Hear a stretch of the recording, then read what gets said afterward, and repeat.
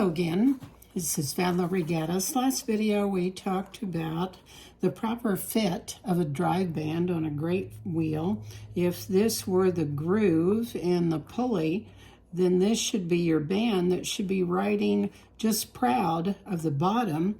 If it's down here on the very bottom of the V of the pulley, it's just going to slip and slide. So I have with me today some various spindles that I have in inventory. We looked at them last time, but what we might take a look at in particular, I have several different drive band materials. This I picked up at the local craft store. It looks like it's hemp or linen cord. This spindle in particular is interesting in that you might encounter something like this if you have a very old spindle. See the end of that? That one is hand forged, definitely. It's got a little square going there on the end. But if you look here at the grooves, see how that one just fits way down in there? I had troubles with this one. I could not find any cord other than virtually a rope or a braided rope to be able to drive it. You can tell it's got a lot of wear on it. If I put the little cord way over here on the side, the groove would have worked, but where it was worn in the middle, it's just too small, even one of the bigger cords. We have some various materials here like we had talked about before. So if you're taking your spindle, let's say to the store, whether it's the hardware store or whether it is the hobby store, take it along with you and try some of those materials out and the grooves to see what might work, so you don't have to have such a large inventory of materials on hand. Maybe you can find something that works for you.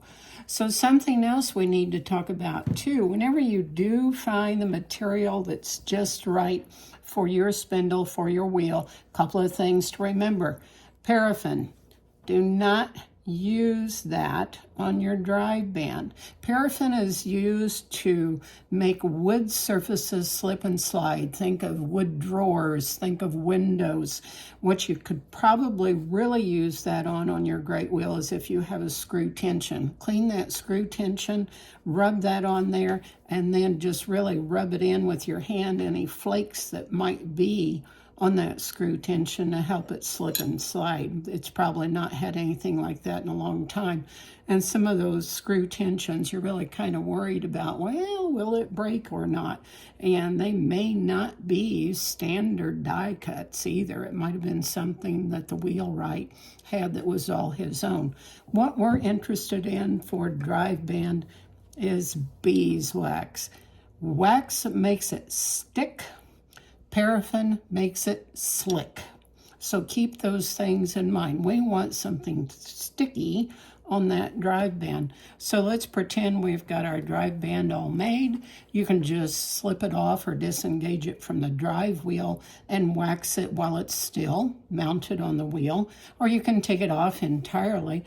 But what you're going to do is you're just going to take that beeswax and run it along that fiber, that band, 3 or 4 times, and that will help it stick in the groove. That will help it stick on the drive rim. Something else you need to be aware of on your drive rim, if you're cleaning, you're polishing, don't put a lot of oil on that drive rim. You're just defeating the purpose. You're going to have a heck of a time getting that drive band to stick on your drive rim. If you do decide to put some type of polish on it, be sure and get it entirely cleaned off and wiped off. So have fun with it and experiment with your different drive bands. Some people like to sew the joints. Some people just tie the joints.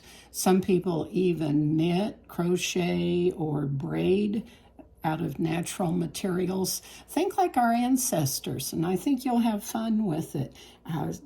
Spinning wheels, great wheels, are really a joy to work with. They are just something else to calm the spirit. Have fun spinning. Bye-bye.